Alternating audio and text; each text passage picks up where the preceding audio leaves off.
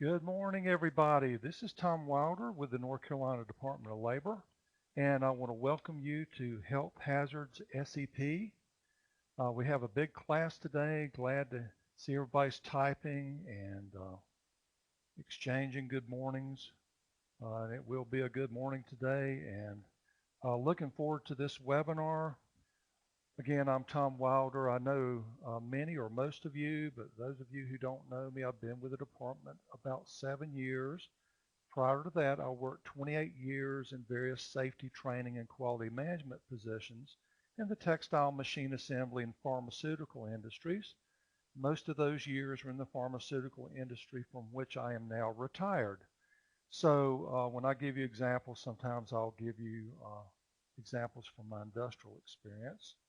We may or may not have that today, but I do draw on my experience there. We want to make sure we go through the logistics. If you're in an office, you might want to close your door, turn phones off. If you're in a cube, use headphones, put up a do not disturb note. Most of you have used Webinado before, our tool, but you'll see our PowerPoint slides in the center. And when I'm going over a slide, you can maximize those your screen a little bit with some little boxes there on your screen to make the slides bigger. But when you do that, it will eliminate the chat box, so you may have to escape back to chat or ask a question. In the bottom left corner, you'll see an emoji. We will not be using that. But the chat box we will be using, which most of you have already used to say good morning. If you don't see it, scroll down to the bottom of the screen, you'll see your chat box. As before, you must attend at least 80% of the course to receive credit, and I'll be checking that after the webinar. And we can't give credit to anyone who's not registered and logged in. So if you have multiple people sitting around, we can only give the person that's registered and logged in credit. You'll get a certificate if you qualify at least once a month, and you should receive it within 3 weeks. Otherwise, give Dee Bryant a call at 919. Actually, you would use probably just call our main number, which is 919-707-7876. But you should get your certificate on time, so that should not be a problem. So that's our logistics and our introduction.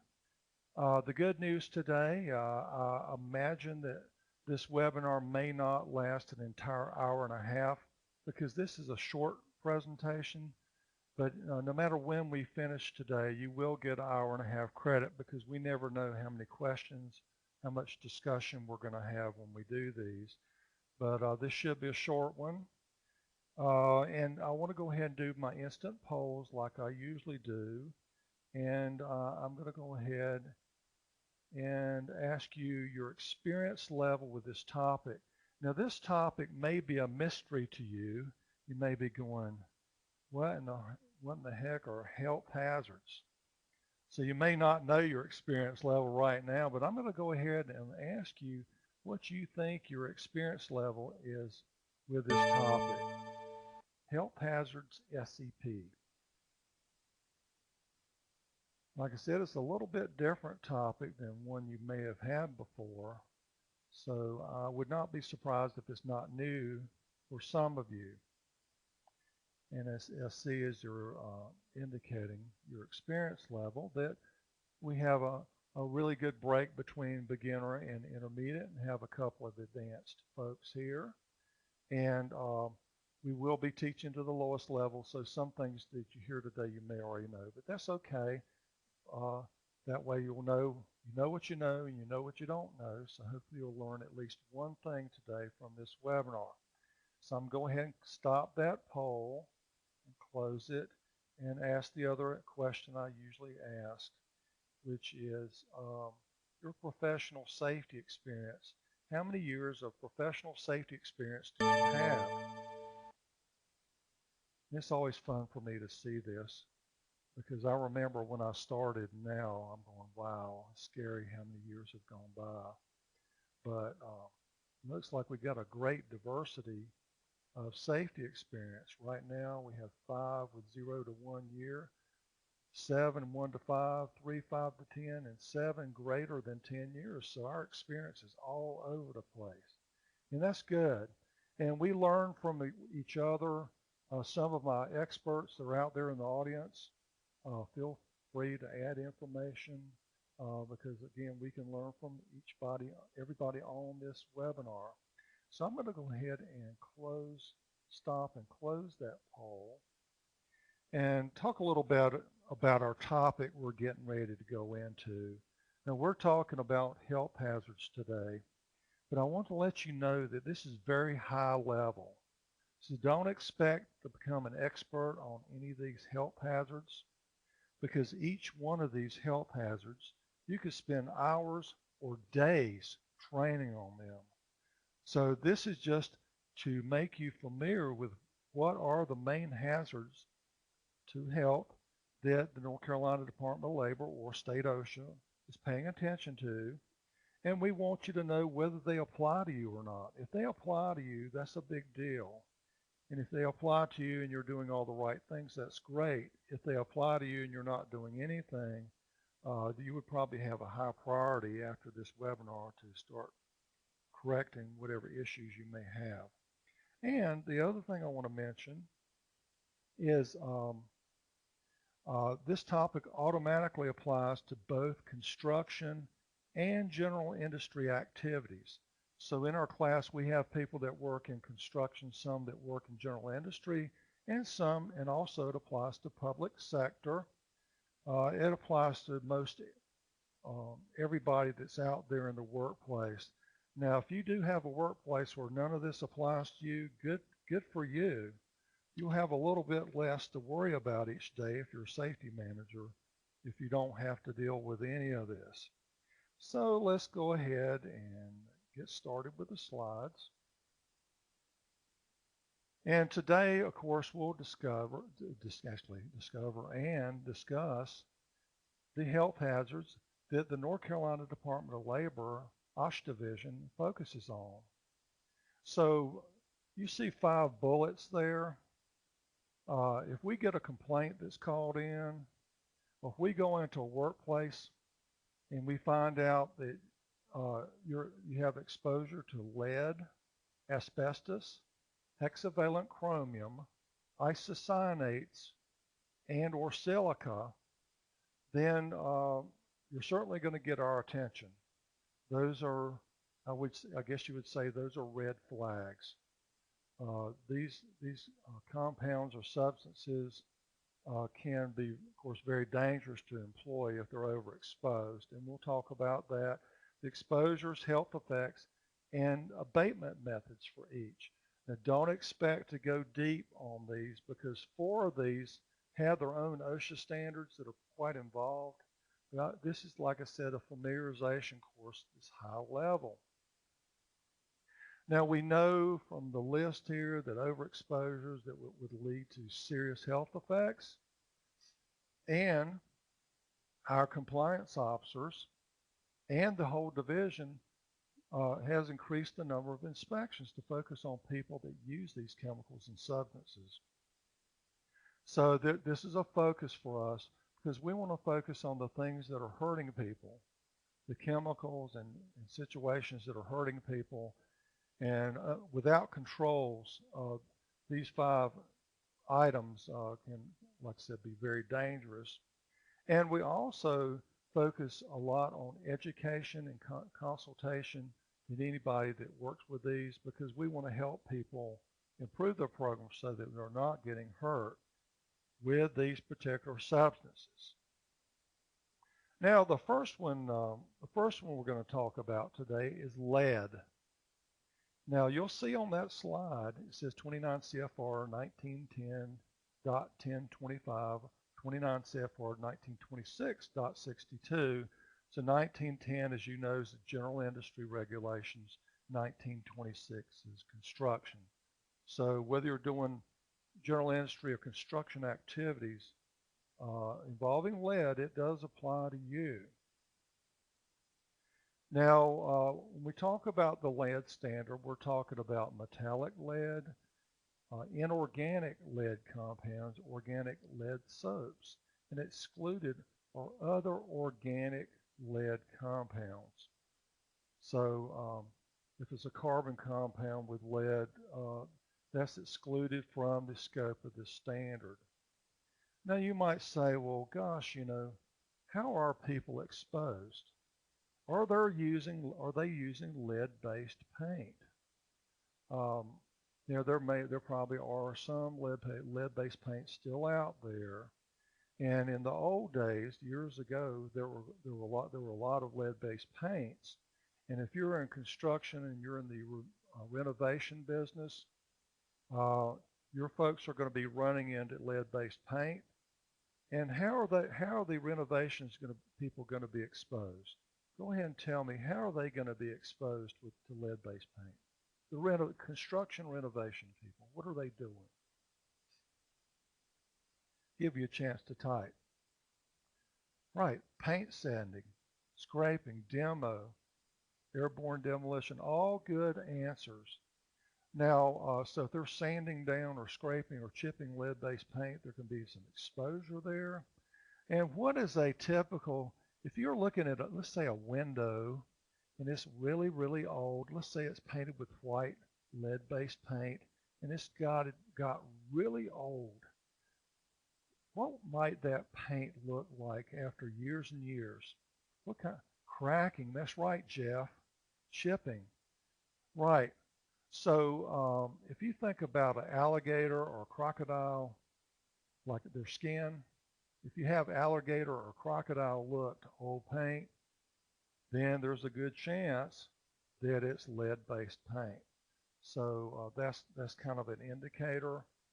And I know a lot of times you'll have churches that replace their windows, and because they're church windows, they'll give them to members, and they'll take them home and decorate them and whatever. Again, there's a good chance that some of those old windows, not just churches, houses, could have been painted with lead-based paint. Now, of course, batteries are a given.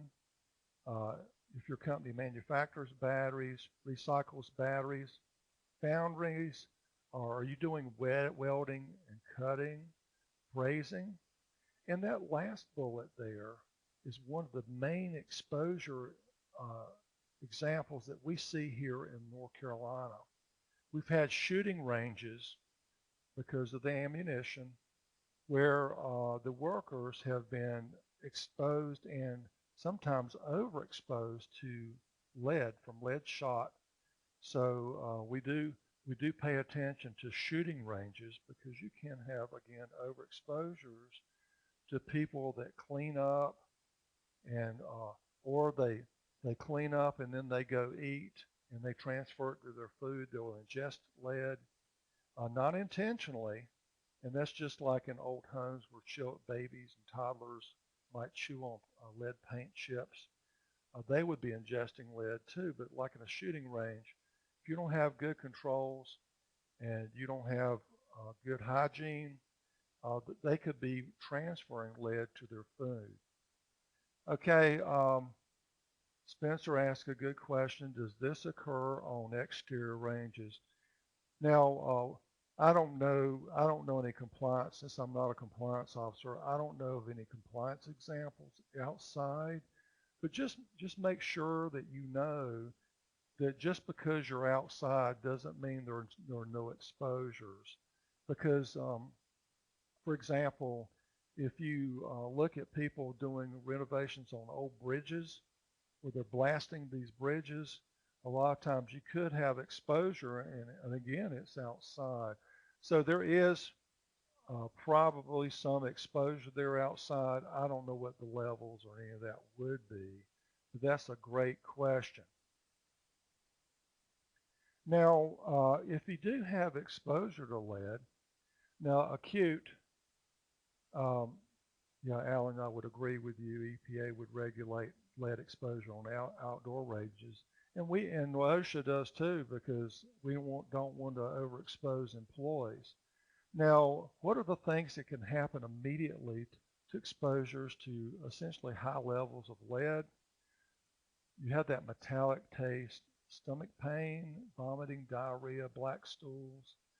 So eventually, if you have this high exposure, you can have somebody be intoxicated, go into coma, respiratory arrest, or death. And now let's go ahead and shift to the chronic effects over a long period of time. Again, you get tiredness, weakness, weight loss, insomnia, headache. You may be more irritable than normal. You may have tremors, numbness, dizziness, anxiety, or be hyperactive. And you could have nervous system damage, anemia, or kidney disease.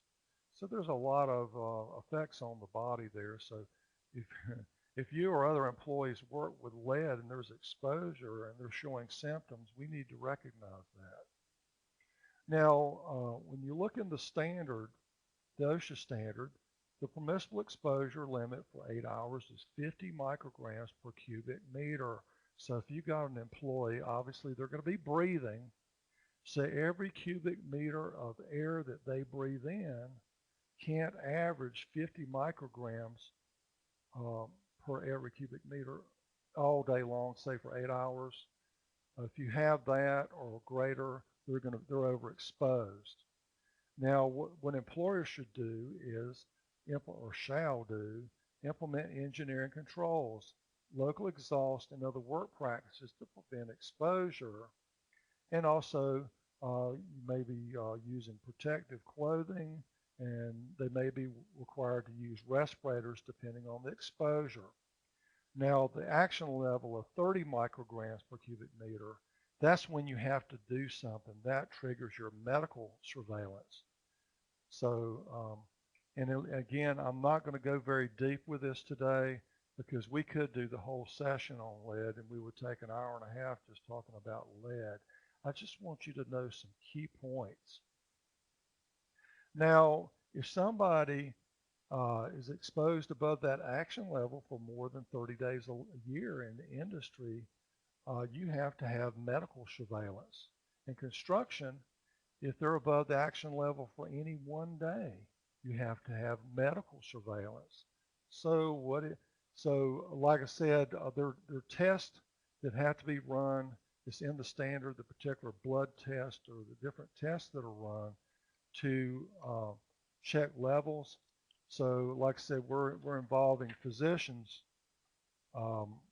in the monitoring of your employees or healthcare providers, to monitoring your employees to make sure that their body's not being negatively affected by lead exposure. So that's just a little bit about lead. And of course, all of our safety professionals online recognize this as the hierarchy of controls. So if you can eliminate the lead, that's fantastic. Can you substitute something for lead that works the same but safer? That's good too. But if you can't do that, you're going into like local exhaust and then down administrative controls, housekeeping and procedures and hygiene. And then the last resort is personal protective equipment like respirators and protective clothing. Now what we would like to do is engineer the exposure out, because when we go down to the bottom of that list there, that depends on employees behaving properly, using their protective equipment properly, and following procedures.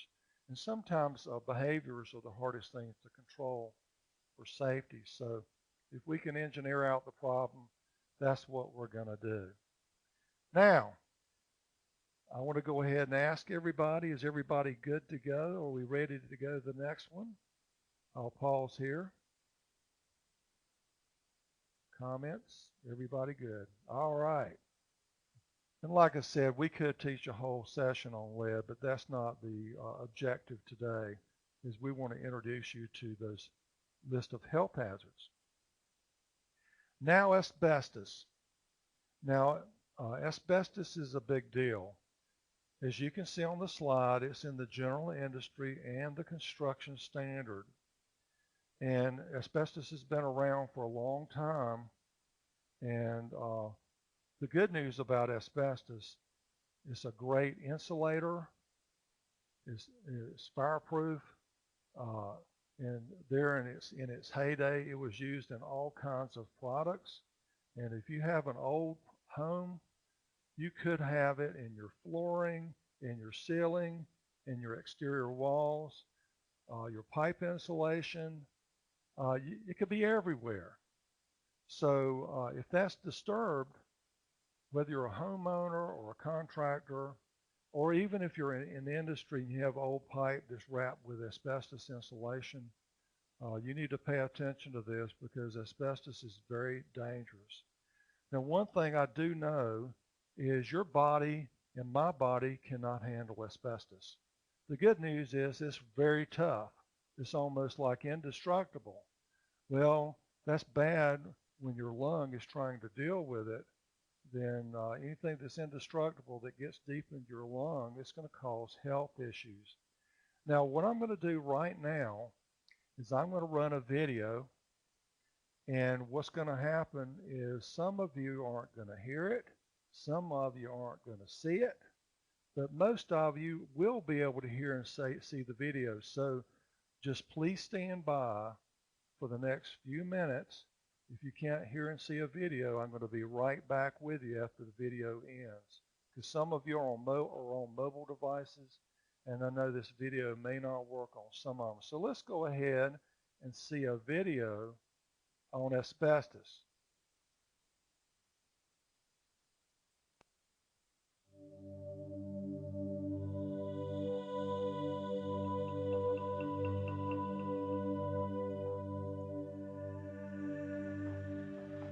Asbestos is a fibrous mineral that's resistant to chemicals and heat, and very tough. It was also added to the building materials of many older homes.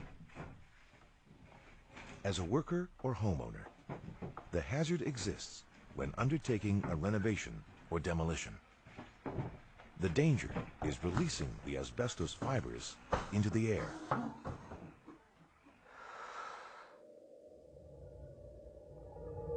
When a worker breathes, asbestos fibers enter the mouth and nose and flow down the air passages deep into the lungs.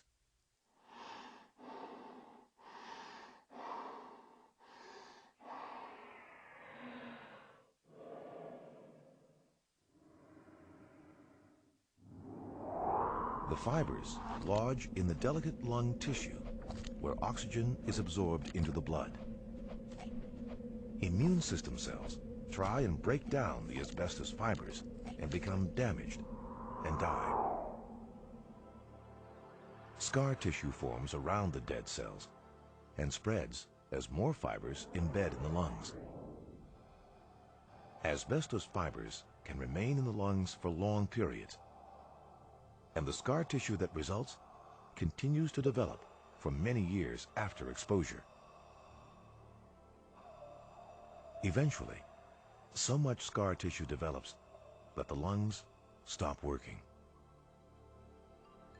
Since the year 2000, more workers have died from asbestos disease in BC than any other workplace injury.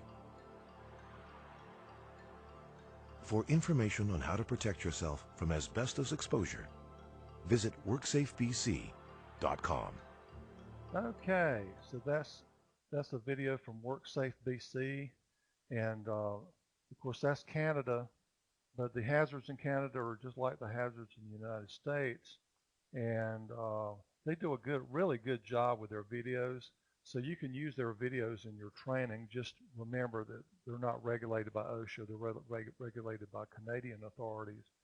But that's a good way to explain the hazards of asbestos if you know seeing it in a video. Now, was everybody able to see and hear the video? Let me just ask you. Could you see and hear the video? Now I'm hoping most of you are going to say yes. If you're on a mobile device, you may or may not have been able to do it. Well, good. It sounds like most of you didn't have any technical issues with that. All right, so Vonda, I can tell you're on a mobile device, and Kathy, you're on a mobile device, Keith and Kyle. You can tell from our end, Mark, Ricky, Spencer. So some of you may have been able to hear it and see it or not. Okay, the video froze. Okay, so we're doing the best we can. Now, all right. Now, one thing I want to ask you, in the movie industry, was asbestos ever used? Asbestos. Was it ever used in the movie industry? Have you ever heard anything about that?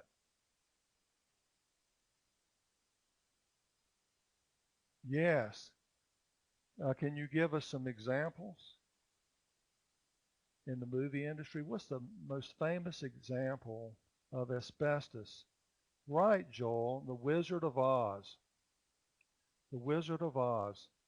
When Dorothy and the others were in that field and Dorothy was asleep, that snow that was used in that movie was asbestos. So they were dumping asbestos on those actors. So they were occupationally exposed. Well, I mean, OSHA didn't exist then.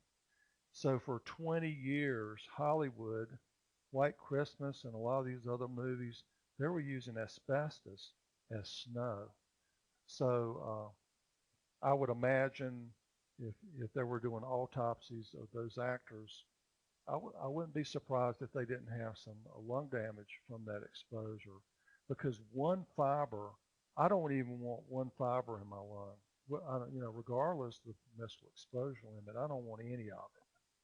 So with asbestos, it's naturally occurring, and they mine it.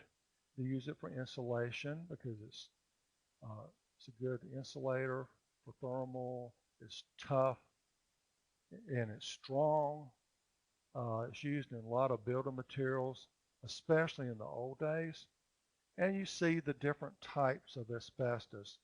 And a lot of the brake pads um, had asbestos in them in the old days. Maybe some still do. So people that do brake pad asbestos in them in the old days, maybe some still do.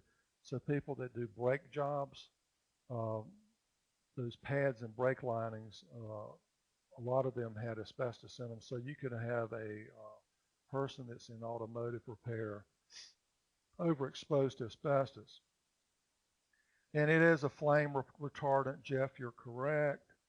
Fire suits, like I said, very fire resistant, or actually fireproof. And you can see some old videos on the internet of all the different products that asbestos has ever been put into, because it's so tough. Now, if you have a really old house, let's say a house that was built in the early 1900s, you may go into the attic and see vermiculite insulation. Now, most of that vermiculite insulation that's in those old houses has asbestos in it, because the mine where that asbestos came from, the vermiculite was contaminated with asbestos.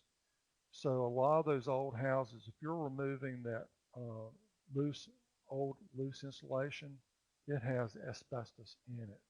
So just so you know, but like I said, it could be in the tile floors, it can be in the exterior walls, it can be in a lot of different things, especially in an older home. If you have a popcorn ceiling in your house, and that popcorn ceiling was put in before 1980 or before, that it most likely has asbestos in it. Now, that doesn't mean that all popcorn ceilings have asbestos.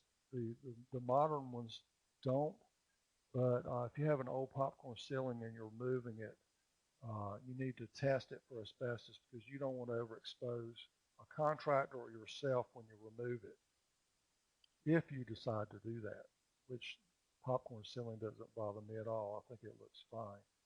Okay, so when people encounter these fibers, they're very tiny.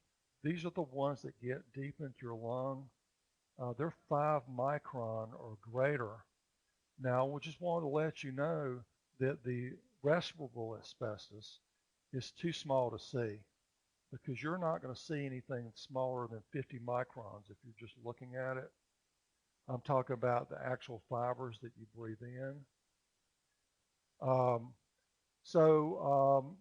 You either have asbestos-containing materials that have over 1% asbestos, because you can still buy some of those now, or materials that are presumed to have it in it, like insulation and other materials found in old houses.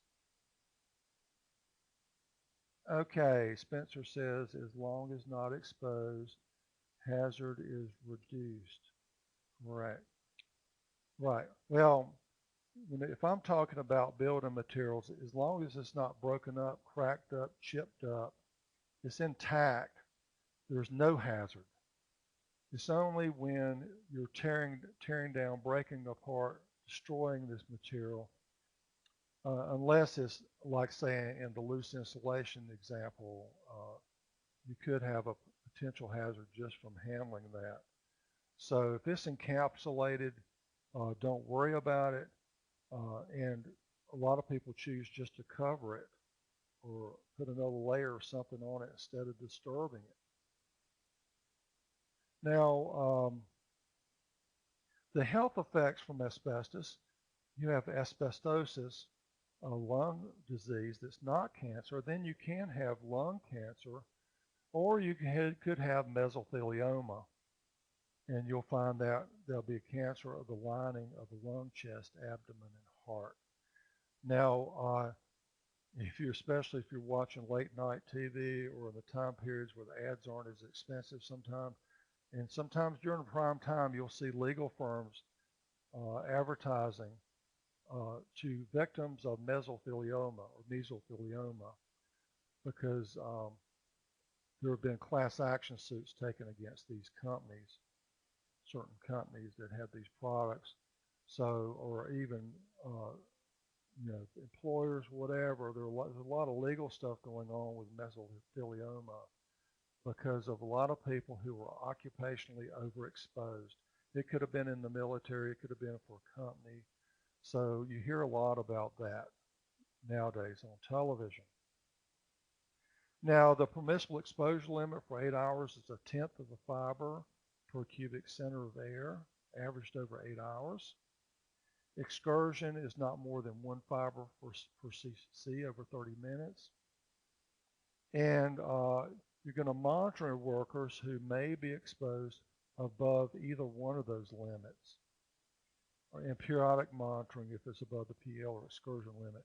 So don't really worry too much about this right now, but if you possibly have a situation with asbestos, you need to go into the asbestos standard and read in detail what you need to do.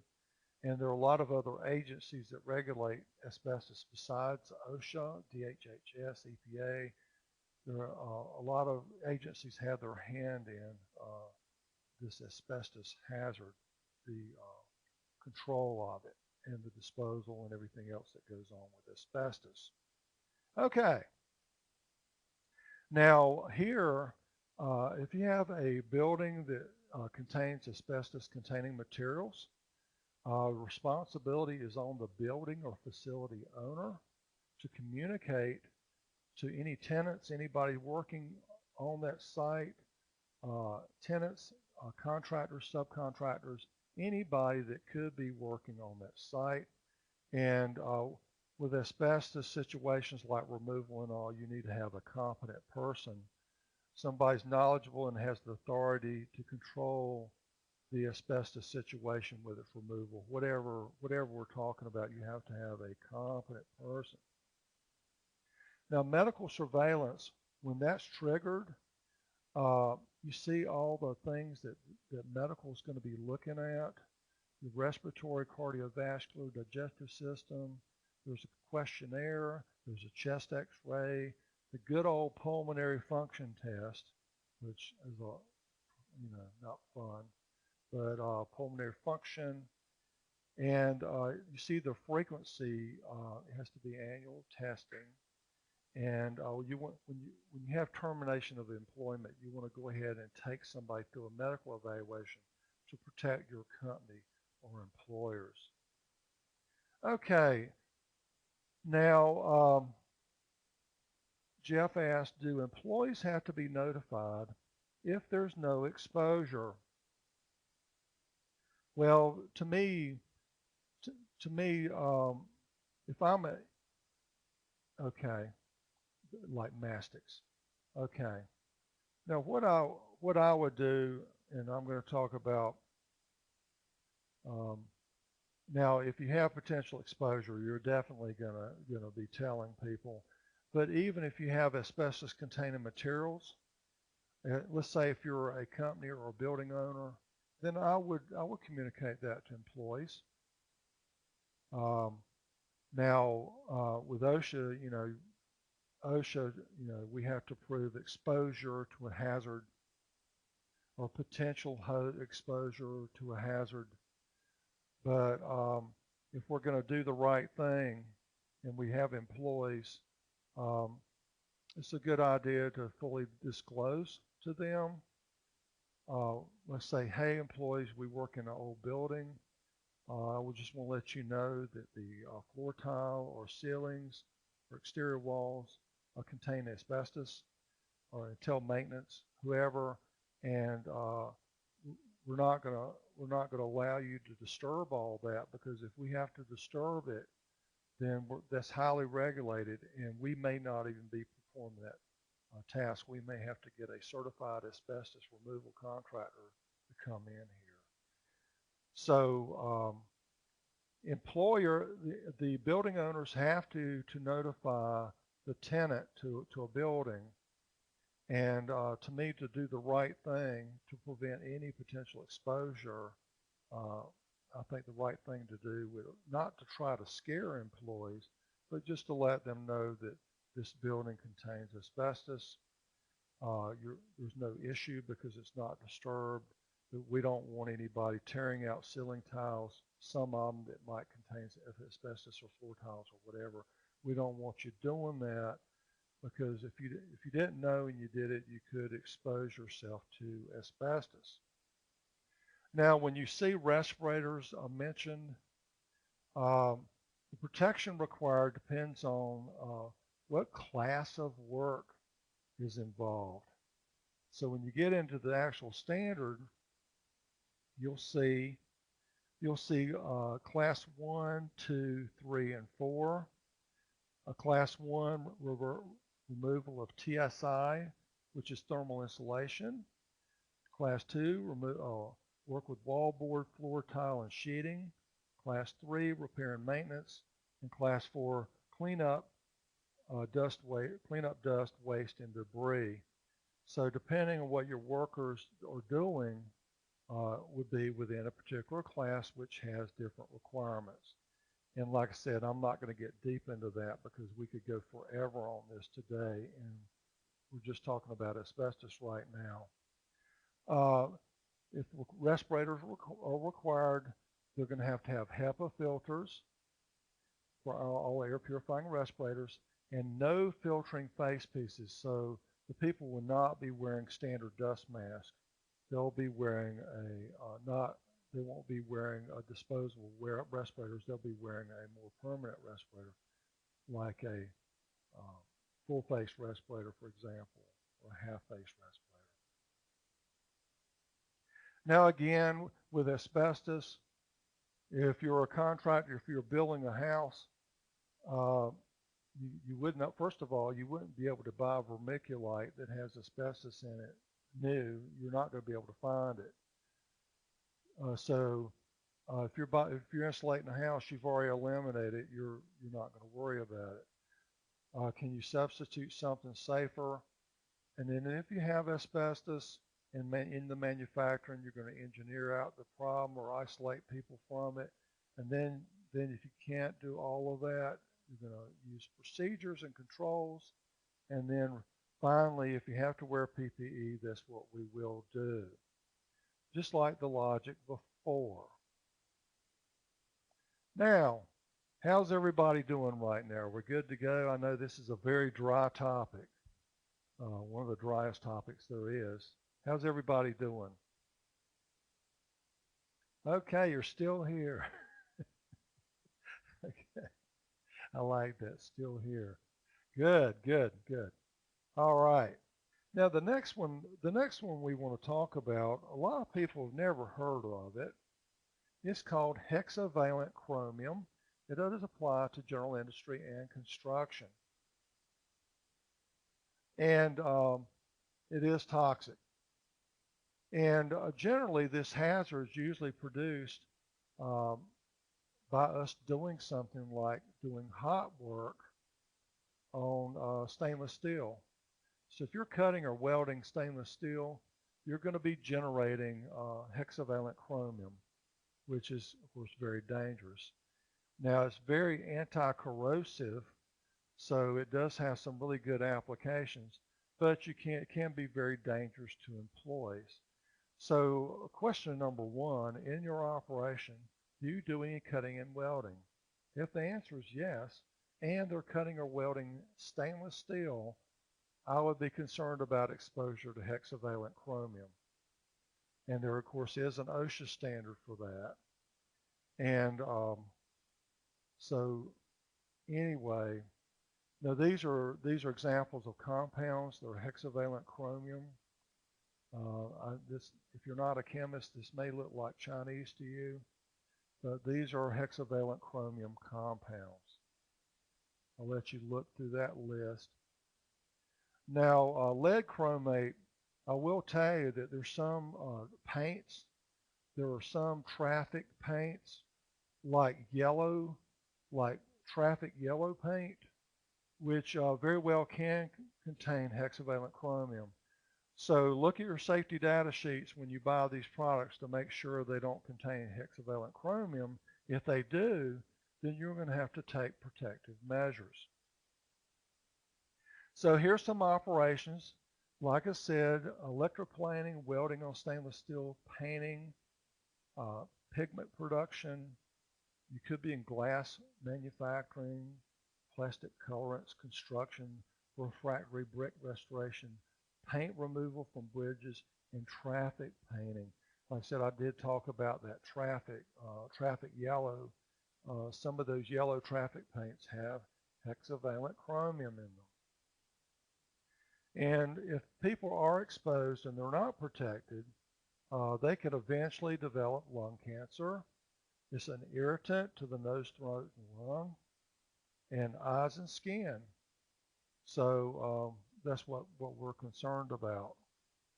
Now, like any other OSHA standard for one of these chemical substances, you'll see all these different sections related to hexavalent chromium. What does it apply to? What's the exposure limit? How do we determine the exposure? Records that we keep?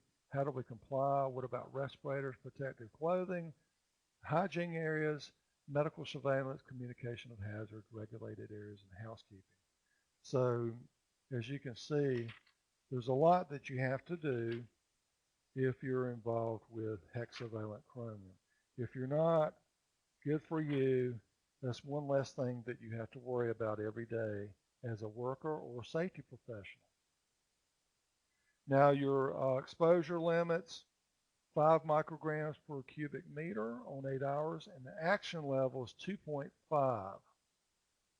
So if you do have exposure that's below the action level, you don't have to monitor above. You have to monitor every 6 months. Above the PL, monitor every 3 months. And you're gonna have some air monitoring data and objective data. You're trying to base what you're doing on like air monitoring. So you might have to have an industrial hygienist, unless you have one on staff, to do some air sampling of your employees. And if you're a small employer, especially small employers, you can ask consultative services from the Department of Labor to come in and do some air monitoring for you. Okay. Now, in general industry, if you have an area where you have exposure, you must have that area demarcated. You're going to have signage and limit access to those areas, because you don't want regular employees walking into an exposure area, especially if people are wearing respirators. because you can't get the exposures down too much enough.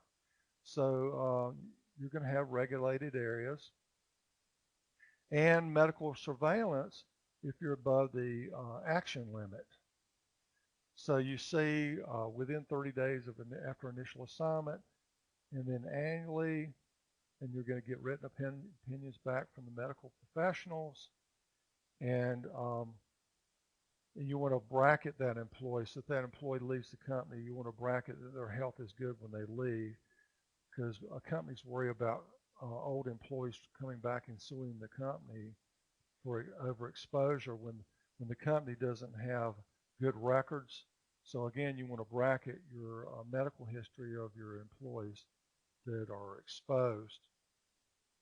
Okay. All right, Crystal.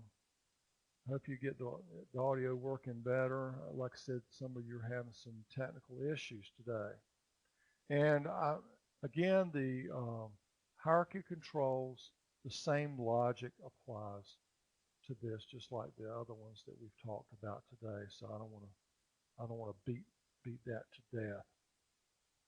Now we're to isocyanates. Okay. So Crystal, try Firefox instead of Chrome. Yeah, you can try a different platform. Sometimes it may work fine. Okay, isocyanates. How's everybody doing right now? How are you doing? Some of you are having technical issues. Hopefully not many. Are you good to go? All right. Fantastic. Still here. All right. Okay. Isocyanates. Again, a lot of you are going to go, what in the heck is he talking about, isocyanates? Now, I will tell you that there is not a complete OSHA standard for isocyanates.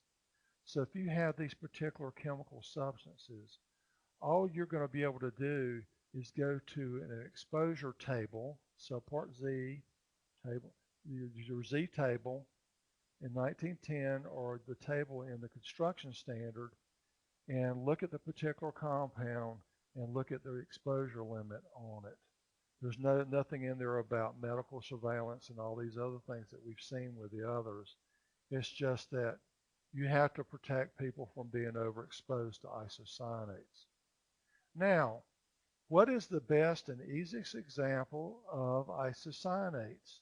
And some of you who have been in our classes, what's a good example of isocyanates? Of something that may contain isocyanates? Paint? That's right, Will. Like some epoxy paints. So if you're having a two-part epoxy paint, you want to look there because it may contain isocyanates. What else? What's a good homeowner example? Say you're a homeowner and you have a receptacle and it's the winter time and there's some cold air coming in around that receptacle, and you take the receptacle plate off and there's a void in the wall there. What might somebody buy at there you go, Mark, foam, spray foam insulation.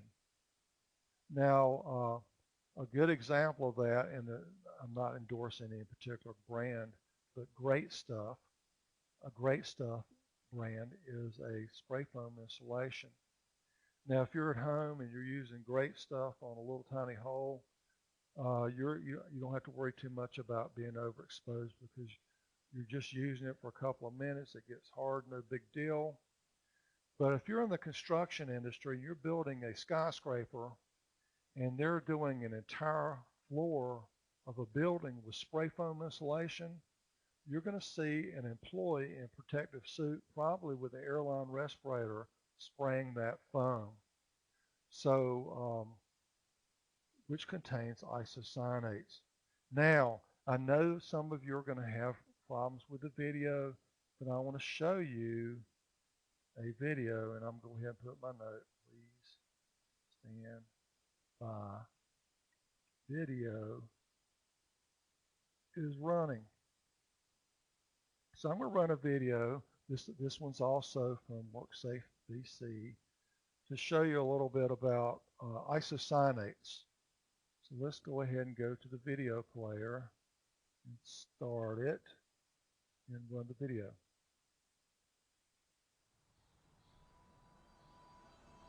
Building and renovating homes for greater energy efficiency is becoming increasingly important. A material gaining popularity is spray foam insulation. But its application can present serious hazards for workers and homeowners. During the application of foams, it's important that everyone leave the home until the work is completed and the vapors have time to disperse. No, what? No, yes, by my books, absolutely. The vapors released when spraying can enter your body through unprotected skin, the mouth, and nose.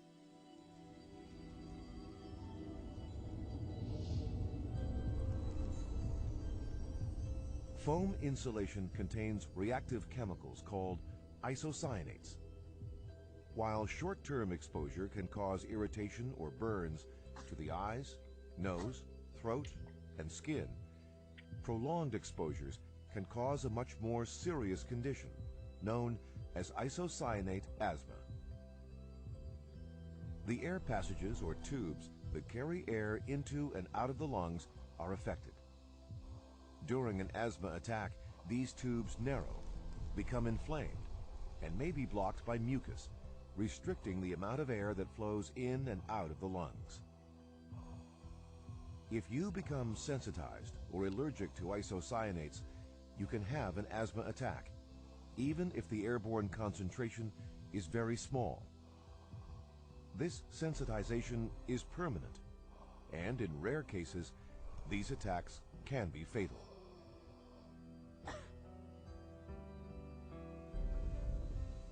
To prevent exposure to isocyanates, you must be properly protected. Workers spraying isocyanate foams must wear a chemical suit and an airline respirator. In all cases, the work area must be well ventilated and the house evacuated unless you are properly protected. For more information, contact WorksafeBC.com.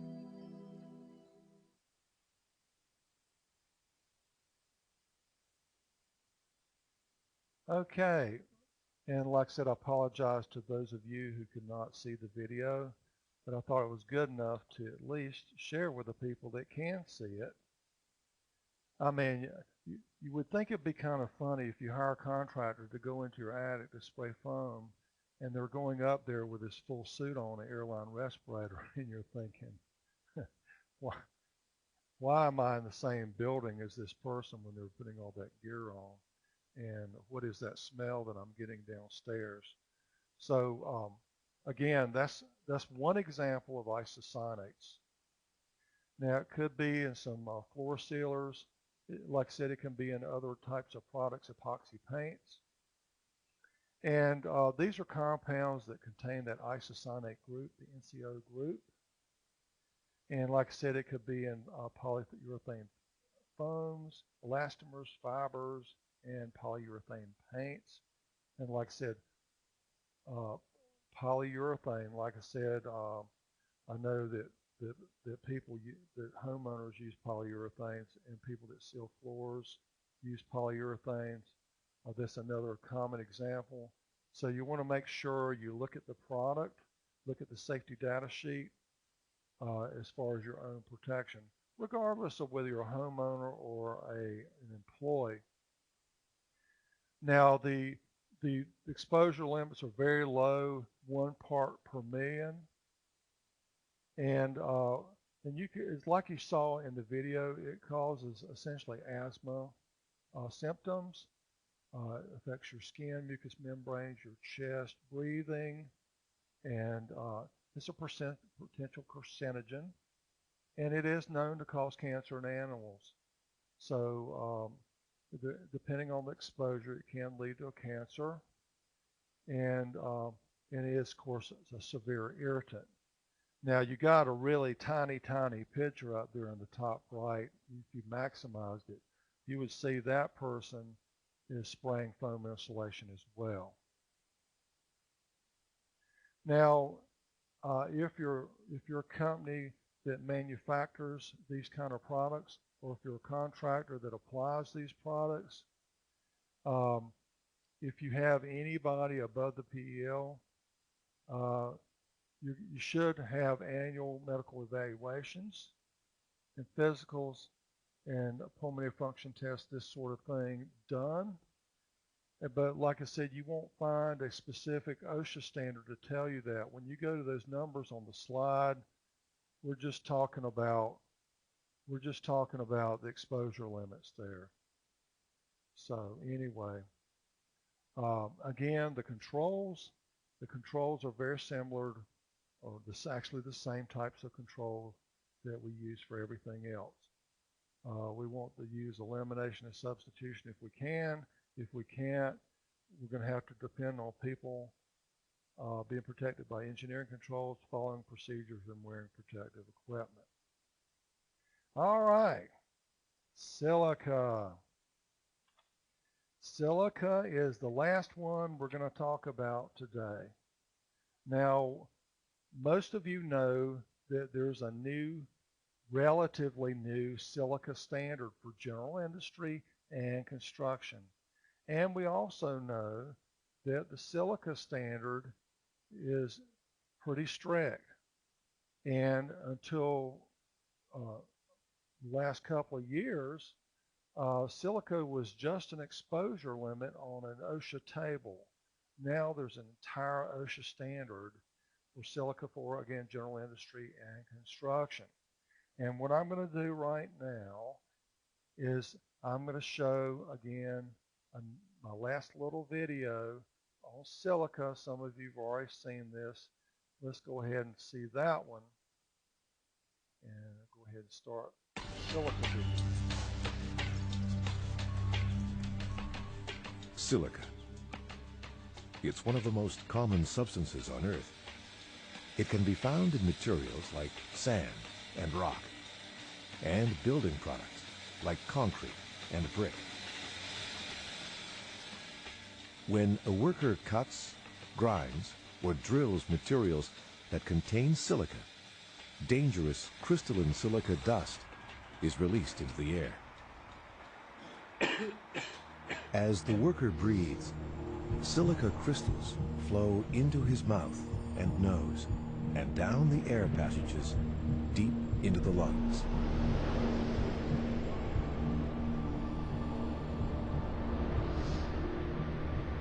The tiny crystals enter the small, fragile air sacs, where oxygen is absorbed into the blood. Immune system cells, called macrophages, engulf and try to dissolve the crystals, but they are unable to. Over time, more and more crystals build up inside the macrophage cells. The macrophages carry the silica into the walls of the lung, where they die. Scar tissue forms around the dead cells and spreads as more cells die. This damage can continue even after the exposure to silica stops. Eventually, so much scar tissue forms that the lungs can no longer function. For information on how to protect yourself from silica exposure, visit WorksafeBC.com.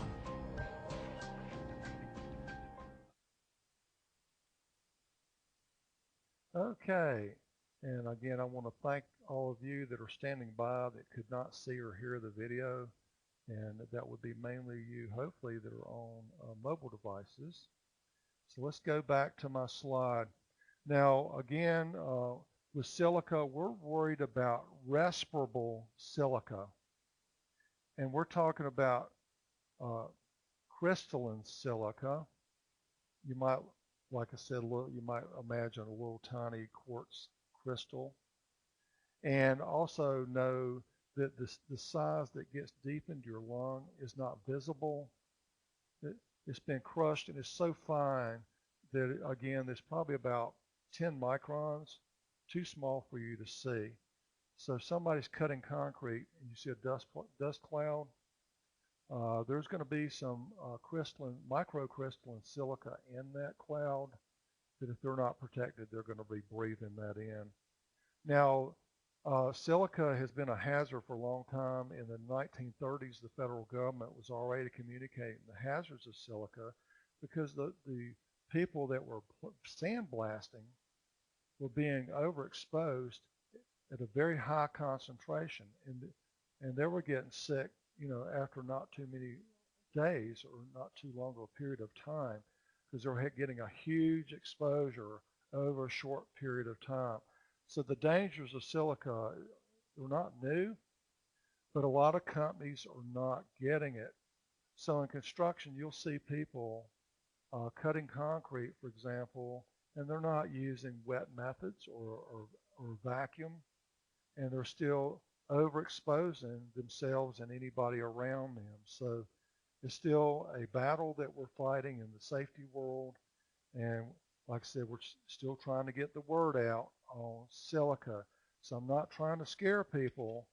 We're not trying to scare people from sand or anything like that. We're talking about materials that are crushed in a process to create this microcrystalline silica. And we're talking about crystalline silica and not amorphous silica. So if you look on a safety data sheet, you're looking for crystalline silica. Now this slide right here, this picture, a lot of you have already seen it probably many times, but one of the things we're trying to prevent is silicosis, which is overexposure to silica, and we're talking about their lungs from occupational exposure. Now this picture in this slide was taken by an OSHA compliance officer here in North Carolina for Department of Labor, and that picture was taken before the new silica standard came out.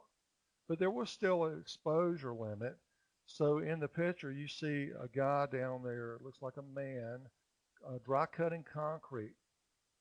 And if you could tell in the picture, it looks like he has a respirator on, and there's at least 3 workers around him being exposed. So here's a case even in a few years ago where they would have opened an inspection, and we would have done some air monitoring and that sort of thing for exposure. And the exposure limit wasn't as strict then, but you can see there's a huge dust cloud there. So if you're driving down the highway and you see people cutting concrete dry, you might very well see it. There's an issue there because you should not be seeing what we're looking at here. So again, we show that picture all the time. Now, if it's a hazard in the workplace, that must be communicated to employees. And it could be from abrasive blasting, like sand blasting, blast furnaces, cement manufacturing, or if you're in the manufacture of ceramics, clay, and pottery, there could be an issue with exposure. Now, if somebody sandblasts, can they use some kind of substitution? You always have to use sand? What do you think? Yeah, you can use other materials like Will says, aluminum oxide, shells. Like I said, there are other media that you're using that is not silica, and it may be a hazard, but it may not be as great a hazard as crystalline silica. So if you do blasting, again, sometimes it's a good idea just to use some other material besides sand. It just depends. If you're doing sandblasting, you're going to have some pretty extensive controls involved because of the hazard. A lot of exposure within a short period of time to somebody that's doing that. You can see other examples: demolition, concrete mixing, electronics, foundries, jackhammers, molding, casting, forming. It could be a manufacturer of paint, soaps, glass, abrasives, mining, mill sandblasting again, setting, laying, and repairing railroad track. So if you have any work that involves any of those, then I would look into it further. Now, silicosis is one of the things that can occur: lung cancer, tuberculosis, and airway diseases. And so there are a lot of health effects you can see on that particular slide. And the action limit is 25 micrograms per cubic meter. So if you're doing sampling and you have above 25, action limit means you got to do something. And you look into your particular standard, and the standard tells you what to do. Now, your permissible exposure limit is 50 micrograms per cubic meter. And that's 5 times strict, is at least 5 times stricter than it used to be just a few years ago. So we've gotten a lot stricter on that exposure limit. And if medical surveillance is prescribed in the standard, that has to be free to employ in a reasonable time and place. And if you're in industry, if you have an employee that's exposed above 25 micrograms for 30 more days for any 12 consecutive months, you've got to put them under medical surveillance. In construction, if they're required to wear a respirator 30 more days for any 12 consecutive months, you have to have medical surveillance there as well. Now, one thing I will tell you, we do this training all the time, and this is an entire topic. So I'm just giving you a very high-level look of the requirements. Now, when you're performing construction tasks, there are some tables in there. Table 1 for 18 tasks that mention controls. So if I'm cutting concrete, I might be able to use an integrated water delivery system or dust collection system. And if I'm following the controls in those tables, I don't have to do any sampling or anything. I'm good to go. So if you're following the new tables in construction, again, you're good. But if you're doing something outside those tables, then you may have to do some monitoring. Now, here's an example in construction where people are using handheld power saws. Now, this particular saw has a water delivery system that puts water down there where the cutting is actually occurring, and it prevents a dust cloud from forming. And if you use it outdoors less than 4 hours, you don't even need to wear a respirator. But if you do it greater than 4 hours, you have to wear a respirator of a protection factor of at least 10. Now, protection factor of 10 would be a filter and face piece, or a half-face respirator for particulate.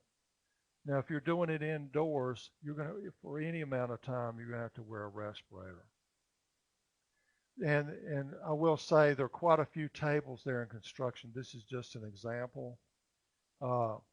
If you need to know more about silica, go ahead and sign up for one of our silica topics when we do it next. I mean, that would be an entire session. And of course, you see all the controls here. They're the same types of controls that we've discussed before. So if you're in an operation where you're manufacturing something that involves crystalline silica, or you're cutting or destroying materials that release it, that is, of course, a concern of us. So let's see. So it looks like we've covered the 5 health hazards. These are the things or substances that we like to focus on, the state OSHA, also federal OSHA and the other states, because these are materials or compounds that without controls can do a lot of damage to people, to their health, all the way up to fatal fatalities in some cases. So we do want to control all that.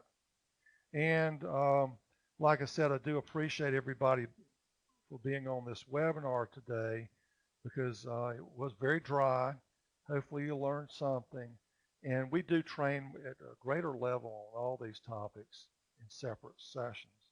So with that said, it's 11:09. I'm going to go ahead and call the end to the webinar at 11:09. And so if you want to go ahead and log off, thank you very much for attending today. And I'll stay on here for just a couple more minutes. Thank you. Y'all were great too. I'm glad y'all all stayed awake. Like I said, it wasn't the most exciting material we have, but it does get pretty exciting if you don't have any controls out there. You're all welcome. So I'll stay on here just a couple more minutes, and then I'll go ahead and shut the webinar down. And I did not, okay, Ronnie. Unfortunately, I will tell you, Ronnie, we don't have this presentation posted on our website. So very soon we should have these posted. So I can't send them out, but look, in the near future, you should be able to go to a website and print out this entire PowerPoint presentation. You're welcome, Cheryl, Zong, Yvonne, Jessica, David, Jeff, Daniel, Brian, Will, Cassandra, Spencer, Kyle, Jessica, David, Robert, Art, and everybody for being on the webinar today. And I will be doing another webinar tomorrow, so I may be seeing you again.